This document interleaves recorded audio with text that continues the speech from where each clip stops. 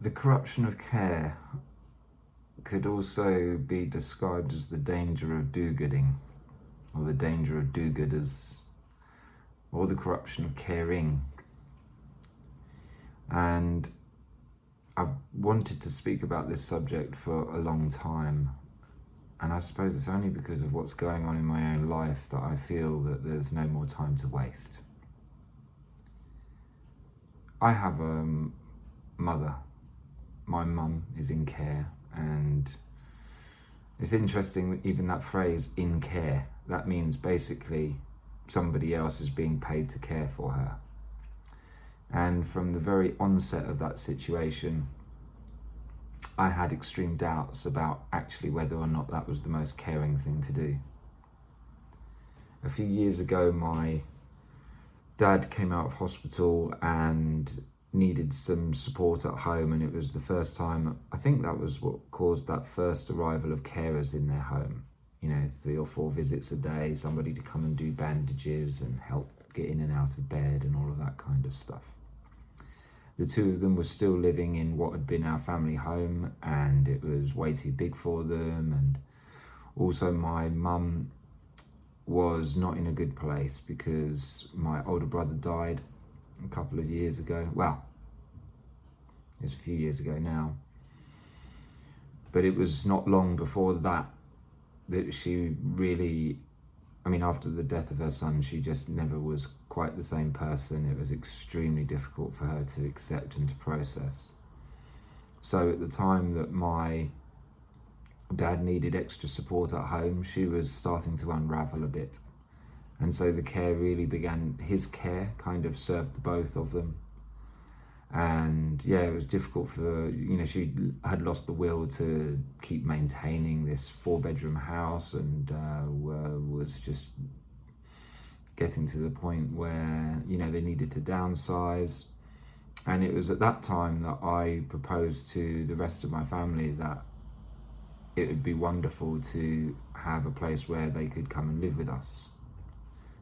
I've never had my own building. I've always been renting, and so it would have meant having to move into another building where we could look after them, where there'd be enough space, where they could have a ground floor kind of granny flat or something like that, where they could still be part of family life. Now, my mum has always loved children and grandchildren, and she absolutely thrives off the presence of young people. And I think that one of the big problems that we've got in society is this enormous gap between the generations. We've got an enormous gap that exists between all human beings at the moment. We've never been in such an alienated time.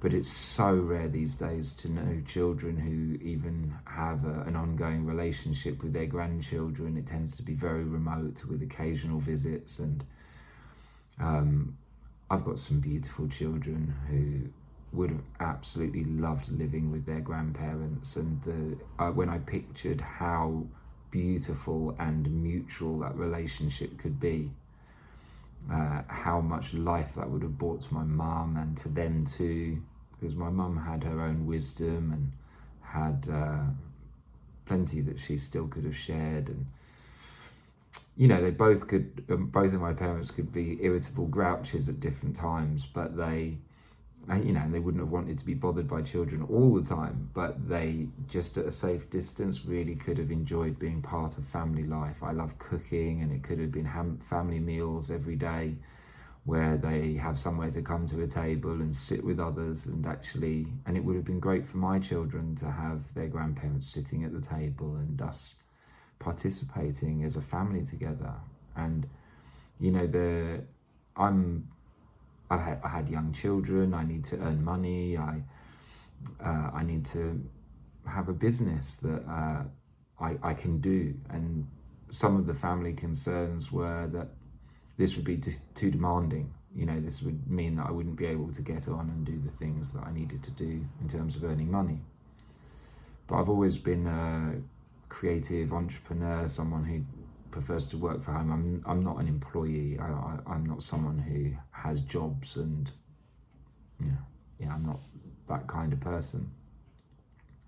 I work for people, but for individual clients and for the organisations and the people that I'm helping. I like to be able to manage my own time, and yeah, I'm not a good employee, but I provide a good service to the people I work for. So there was this concern that I wouldn't be able to manage all of that, and for me that was not an issue, because if we did need some auxiliary care to be able to handle things that I couldn't do in the course of my day, that would be okay. They would still have been living in the context of a family and being, held. Everybody supporting each other. Now, my parents and my sister didn't like the idea. They thought it was, well, I don't even need to guess or try and explain what I think their reasons were, but they didn't go for it. In fact, what they preferred is to have them stay at home in a very quiet and sort of lonely place for a good while, with carers coming to the house, and of course their needs grew and grew and grew as health complications grew. And then eventually they were looking into live-in care, and experimented with that very briefly, realised they didn't like that. And then the decision was made to actually go into a care home. Now, my mum had begun to show signs of dementia, and her mum had gone down that route. And my parents had told me that, well, my mum many times in the course of her life said, do not let me go like that. I remember seeing my nan that I'd loved, Nana Rose. She was, she was a scary figure to me as a young boy, seeing her in a home angry and resentful and kind of not recognising me, and it was disturbing. It was not the best memory of her, but it's real life, hey? And I think far too much has been done to protect us, to protect children, to protect the world from the ugliness of what life can turn out to be like. After all, one of the lessons of the Buddha coming out of the pleasure palaces was, realizing how the wool had been pulled over his eyes for the entirety of his life. And in fact, what he needed and what he wanted and what led to his enlightenment was the confrontation with truth and the brutal reality of life. So I don't really believe in that protecting people. It might have been disturbing to see my nan, but it was real life. It's what it was.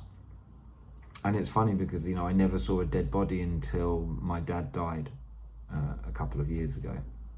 But I'm getting ahead of myself. They went into a care home and I was not for it. We visited a few care homes, and they stink. They're not nice. There's no fresh air. There's no sunlight. There's no laughter of children, and there's very rarely any laughter at all. The food is just horrendous. There's no clean water. There's no real activity.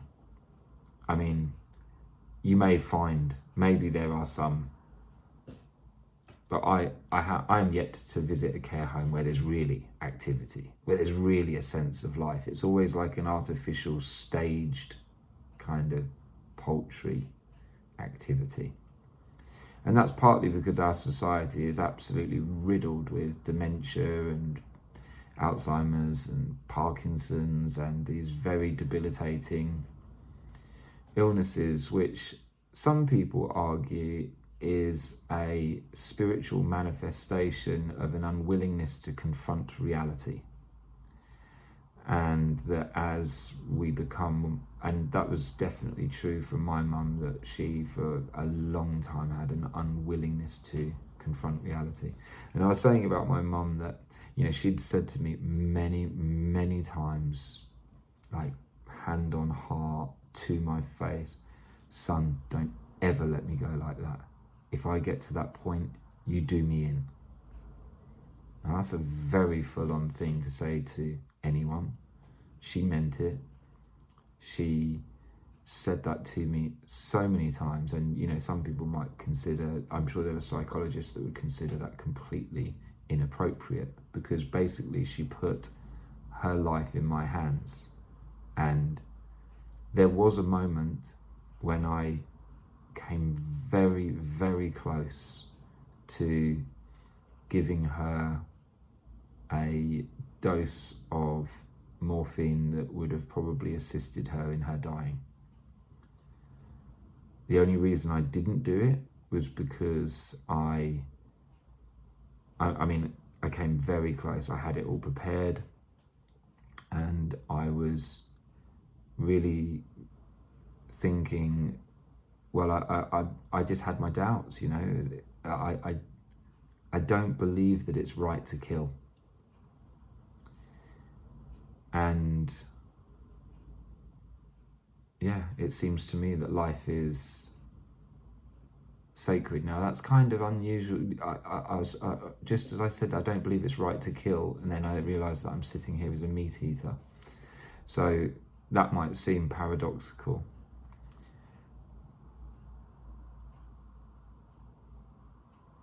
I think there's a difference between food and eating for sustenance, and a difference between that and taking somebody's life,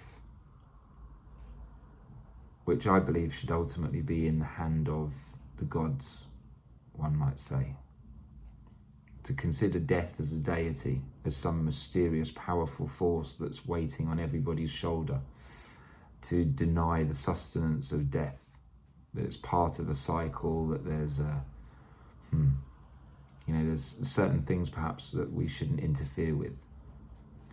And at that time, I decided to do an I Ching reading I did a moment of divination to see just what the universe would tell me, and it came back with such a clear response of, do not mess, sit patiently.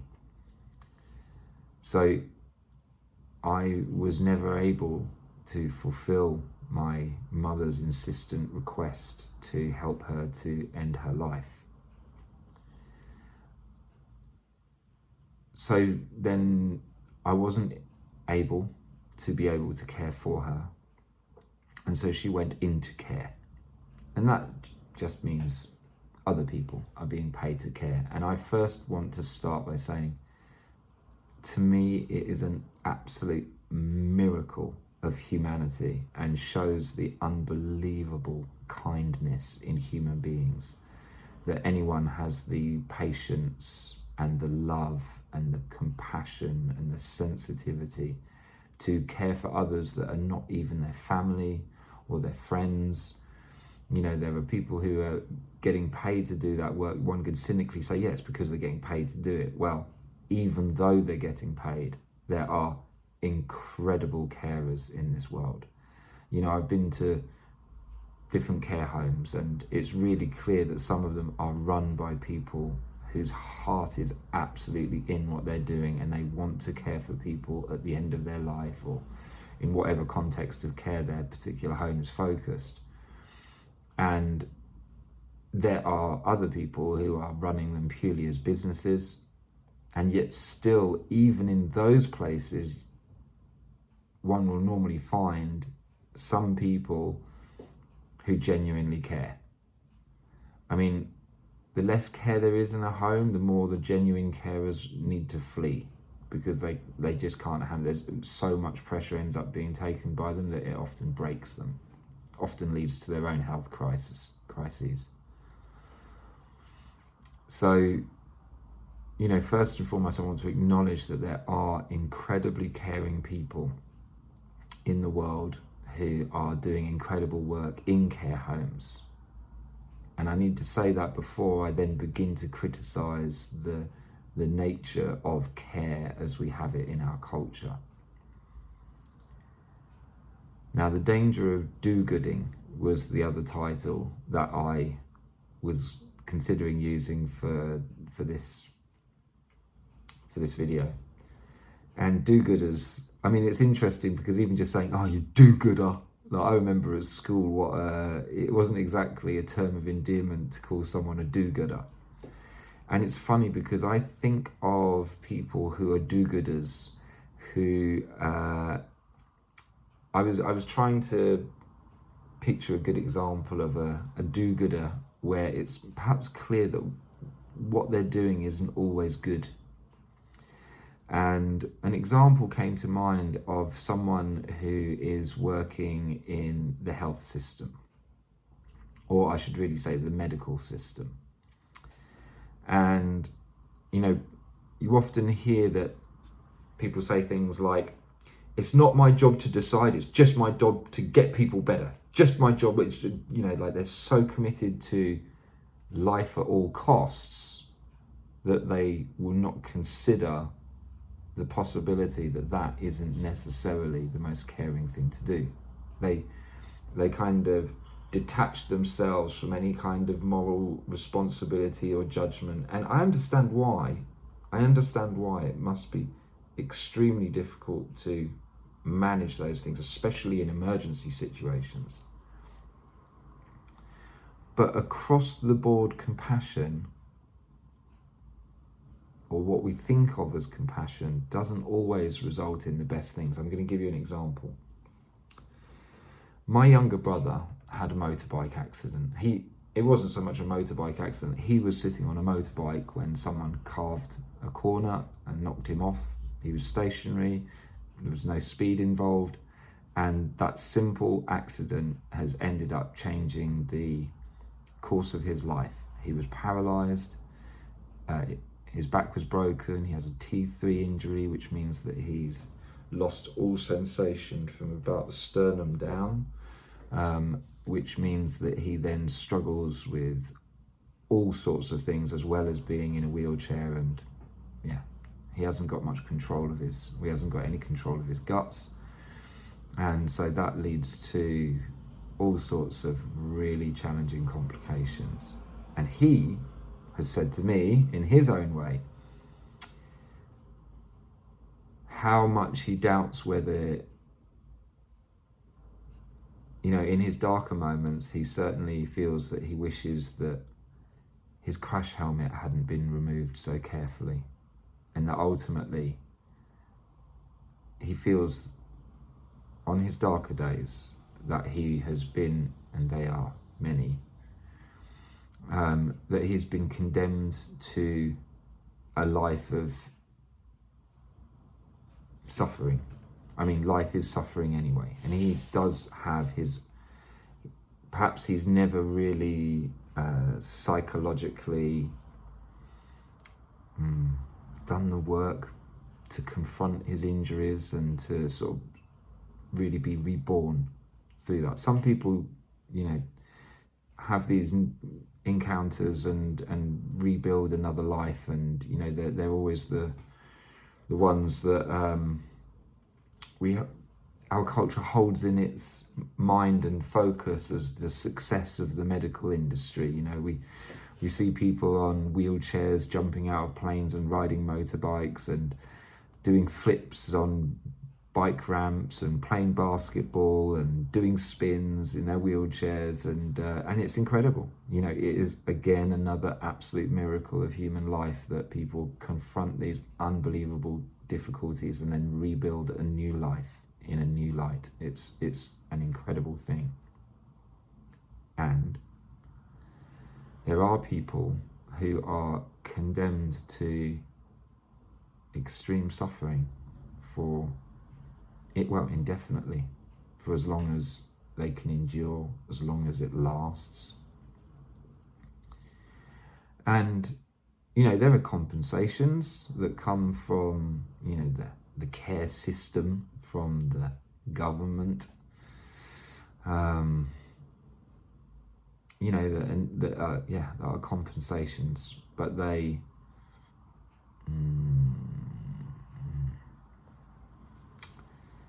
for me, the jury is out on the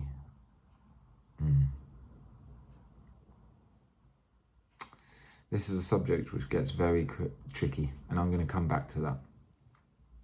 So as I was thinking of this example of a do-gooder, you know, you've got people in, you know, it's like come in, patch them up, stick them out, come in, patch them up, stick them out, come in, patch them, stick them out, come up, and it's like that kind of head down do-gooding is like so incredible and so wonderful in so many ways, but it also then leads to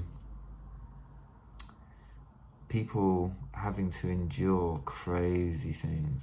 You know, I saw once a family in Brighton. I've done a fair amount of work with special needs, and I mean, we've all got special needs, but you know what I mean by that. You know, in the realm of working with people whose, I mean, I've definitely got special needs, but you know, after the idea of considering someone disabled was made verboten, we've now got into the idea of special needs, and so it describes a category of people that might have mental or physical special needs. And I once saw a family crossing a road in front of me who, now I saw these parents who must have been in their 60s, maybe even 70s, and they were pushing a son who must have been in his 40s, who I'm guessing had been completely disabled his entire life, like without capacity for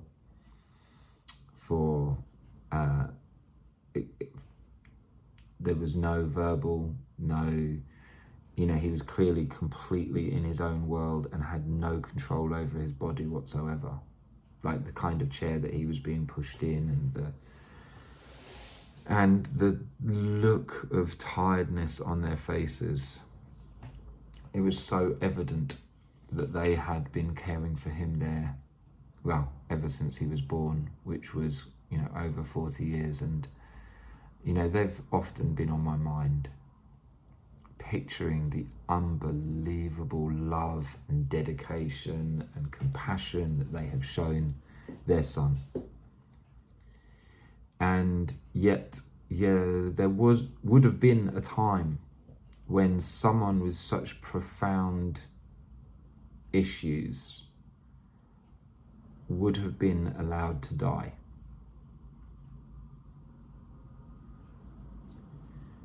And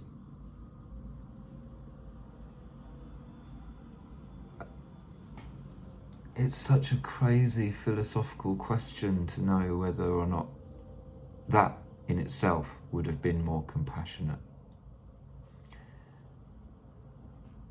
There's no doubt that their son would have done his fair share of suffering in the course of his 40 plus years of being completely dependent.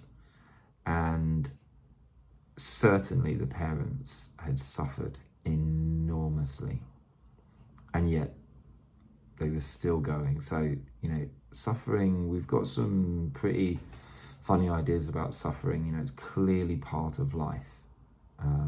That was one of the Buddha's first assertions, that life is suffering. M. Scott Peck says life is difficult. The more we can confront that aspect of reality, the more we're able to turn being alive into something beautiful. So, you know, my brother's experience has always, you know, just given me that element of doubt about, you know,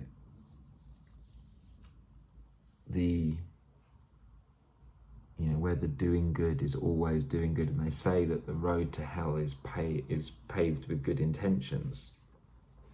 And I think there's more to that phrase that puts some other light on it, but it certainly seems to be the case. So there's danger in doing good, and, you know, putting somebody into care. Now, my mum was already slipping into dementia when she finally went into care. And she's now been there, is it 2-3 years? And I know that the majority of the time that she's been there, she has been basically catatonic. staring into space, with occasional moments of lucidity. And one of the things that has really confused me about the practice of care, is there's a kind of a tyranny that exists, an idea of what health looks like, which is, generally speaking, not that healthy. I mean, most people tend to think that if you're up for sitting in front of the television and playing some bingo and eating some food, then you're healthy and living.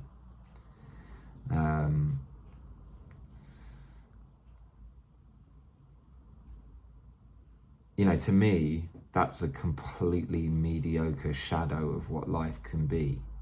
It's very rare in care homes to see people. There are some care homes where you will see people sitting out in the garden and enjoying the sunshine, but the vast majority are dominated by intense LED lighting flickering on and off with loud blaring televisions and this very artificial, horrible environment that I can't even stay in for a minute, let alone spend my whole time in. Now, if one is really suffering, one is often grateful for care in whatever form it comes, but that would not be care for me. I would rather die. If I had to live without children, without friendships, without fresh air, without the sun on my face, the ability to move, I would rather die. If I didn't have access to decent water, I mean, it's hard enough tolerating the water that comes out of the tap where I live. It's funny, tomorrow the water company's coming to test the water, and I'm sure they're going to say it's absolutely fine. To me, it absolutely stinks. Anyway.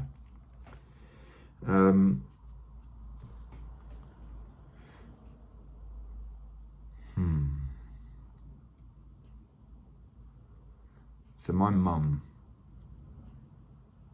I feel, has been made to endure the last few years. She's very often tearful and anxious. It's funny because there was a time when I was watching her and sort of getting to know her patterns when she first went into care. And it occurred to me at a certain point that she went through this unbelievable emotional turmoil when bowel movements were happening. Because she was getting to the point where she wasn't able to get to the toilet, and we're obviously taught that we must do a poo in a toilet, and we mustn't wet ourselves, and of course, as normal functioning adults, we don't want to, but that programming goes really deep, and it's connected with a lot of shame for a lot of people, depending on how they were potty trained and such like. And I saw my mum go through these unbelievable emotional convulsions as a bowel movement was happening.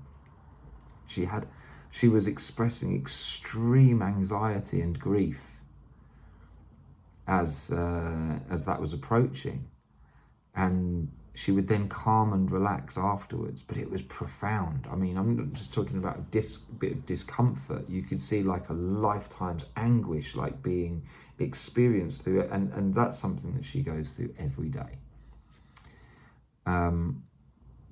Now, the place where I find that this is most acutely observable is in the tyranny of the spoon. And maybe I should do another video just focusing on that another time, but you got to get your food down, yeah? Come on, eat up. You got to get your food down, yeah? Go on. Come on, get your food. It's like there's this unblinking, unquestioning thought that to care for someone is to feed them, even when they're not hungry, even when they've got no interest in food, even when they've got absolutely nothing in them that wants to eat whatsoever. They haven't got the capacity to feed themselves. They haven't got an interest to feed themselves. If they were just left to their own devices, they would just sit. And yet you've got to get it down you. You've got to get your food down you. You've got to eat, haven't you? Well, if you want to live, have you got to eat if you want to die? Have you got to eat if you want to let go? Have you got to eat if you don't have any interest in living anymore? Right, what are you having for lunch? What are you having for lunch, Dory? You coming in? Oi, Dory, what are you having for lunch? Right, we're going to bring things. Do you want a cheese sandwich? Or do you want some soup? Some lukewarm soup. Oh God, just the smell of that stuff. Oh my God. Like the least vital food. Like an absence of vitality. Dead food for dead people. I would love to know if there's a care home out there where people are actually being fed good, healthy food, properly cooked food. I just wonder if there's even one. There must be. There must be. But I can only imagine how much it would cost. So, the tyranny of the spoon has kept my mum alive for ages. And it's funny because one of the things that my sister said was, I'm not going to let you starve our mum to death. Now, to equate not feeding someone with starving them, I think is a real false equivalence. Because if someone doesn't want food and you don't give them food, but if someone wants food and you don't give it to them, that's starving them, clearly. To prevent someone having access to food when they want to eat, that's starving someone. But to not give food to someone who doesn't want any,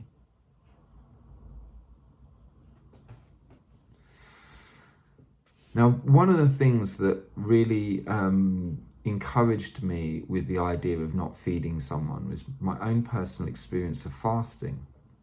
I have fasted a lot, and I have found it to be absolutely miraculous in terms of my personal, physical, mental, spiritual health. Not eating has been proven scientifically through someone received a Nobel Prize for the discovery of autophagy, and this process that happens when we are nil by mouth, and basically the body is able to devote all of its energy reserves to healing, and miraculous things happen. I know people that have been cured of cancer and all sorts of other incredible conditions that you just think there's no way anyone's coming back from that, and they do. Through fasting, through not eating, through being nil by mouth, just water. And, you know, I just so wish that I had been able, with my mum, to be able to stop feeding her when she was not interested in food. Because I'm telling myself that she may well have gone through a miraculous recovery. If one has the courage and the tenacity to not feed someone for 40 days, 50 days, you know, there's a case of a man, the longest properly recorded fasting for medical reasons was something like 380 days.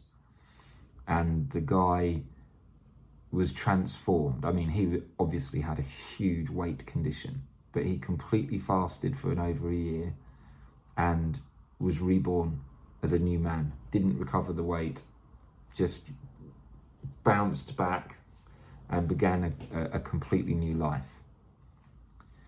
And, you know, one doesn't have to fast for that long to have remarkable results. Just 3 days, 5 days can really produce some incredible responses.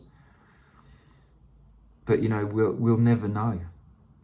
I'll never know in terms of my mum now. To me, she's just, with every spoonful, been condemned to sustaining this state. There's no healing in the food that she's eating. There's no healing in the water that she's drinking. There's no heat. She never gets exposed to direct sunlight. She never even hears bird song or the breath of the wind on her face, or it's incredible. And you see, that is what we call being in care. That's the corruption of care, where being cared for is being condemned to the shadow of life, where there is no living thing, where everything one consumes is like artificial light, artificial entertainment, artificial food, artificial water. It's like,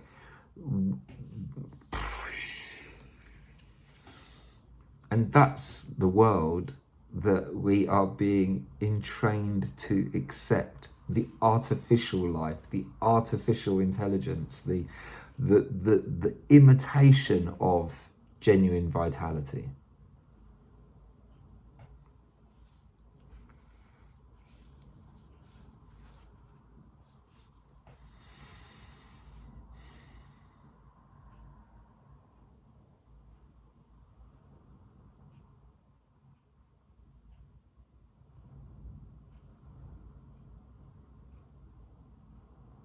So how do we come back from this?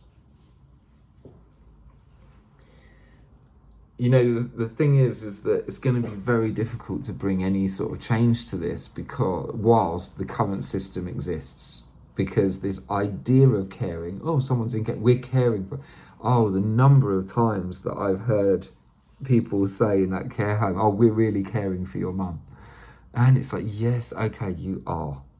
You're doing these awful things, things that must be really challenging to do, like changing beds and, doing all of this personal hygiene care for my mum that I would not want to, nor be able to do. I say not be able to do.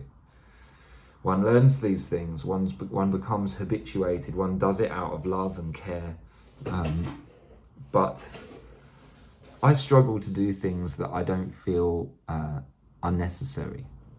And so, for instance, if somebody's bowel movements are completely shot and, that suggests their digestion isn't working, which to me, I'm always like, first sign of ill health, go fast. So then your bowel movements stop, the body has the opportunity to reconstitute itself, and then if eventually the desire for food comes back, then one begins to eat and has completely normal bowel movements and regains the control of it. Oh my goodness. I so wish I'd been able to be there in that way for my mum, but I will never know. And one day I hope to live in a place where people are able to approach their deaths without the tyranny of the spoon. I certainly am going to take that kind of way out. That's not the same. You see, it's the fear of death. It's the fear of death that makes us equate caring with perpetual life and sustaining life at all costs in the face of all, it's just like head down, battling. Yes, care, must survive. Got to get your food down. You got to get your food. And it's like, really? How about I'm tired, I've had enough, and I'd like to go. And maybe in that situation, caring is, I hear you. Yeah, you don't have to eat, that's fine. You've done enough. You've done enough. You've been here all this time. Did you enjoy your life? I mean, it's funny because when I asked that question, that was a bit trite, really, because that's also assuming that not eating is not going to lead to a recovery. You know, sometimes it might not. But what I've witnessed is that fasting can bring unbelievable recoveries. But you have to be willing to go into it. Like so many initiations in life, you have to be willing to go right into it. And then once you go right into it, sometimes it's incredible what happens on the other side. And it's just that fear of death and fear of doing things differently that has really gripped this cult of normality to just, you know, perpetually try the same thing over and over again without it actually really bringing any difference. God, I loved spending time in that care home and getting to know the other ladies, mostly ladies that were there. And, you know, we had a lot of fun. I really tried to enjoy bringing some sunshine into that place whilst I was there. And God, I would have loved to have shared with some of them too, you know, the idea that have a little bit of time off food. There was this one lady who was so huge, she had to be helped to move everywhere, and she would get to her chair and then she would stay in that chair for the whole day and then be moved back to bed, and that would be it. And she loved eating and was getting bigger and bigger, and you know, it's breaking the backs of everybody that's trying to care for her, and there's no real dignity in it for her. But she was cheery and fun, and you know, I'd have loved to have just been able to say, hey, look, why don't we just have a few days off and see how you feel afterwards?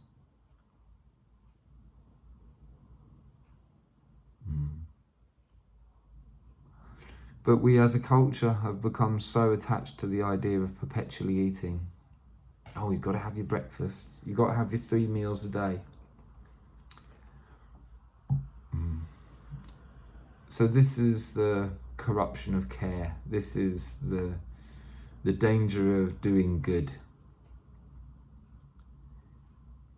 We sometimes inflict our desire to be a saviour on other people. Am I doing that now? All I'm really trying to do is offer a moment to reflect and question upon whether the tyranny of the spoon is really something that we condone, and whether or not there's a different way of approaching our end times and allowing people, participating with them, you know, being on their side and saying, hey, come on, it's okay. You're tired, you've had enough, it's all right. You don't have to eat that, that's fine.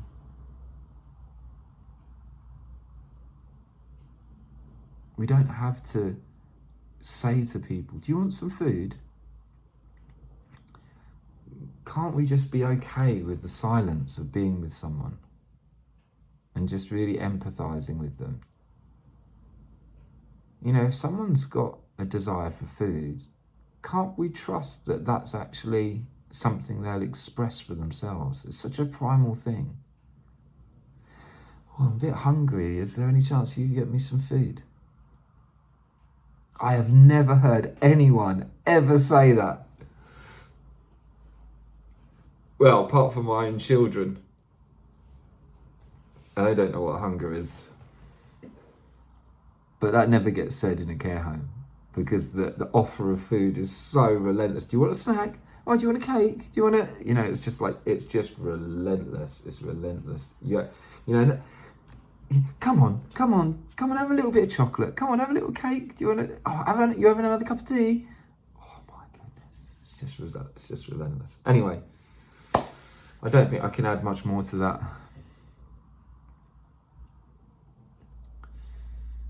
We've got to start doing things differently. We have got to start doing things differently as a society, that's for sure.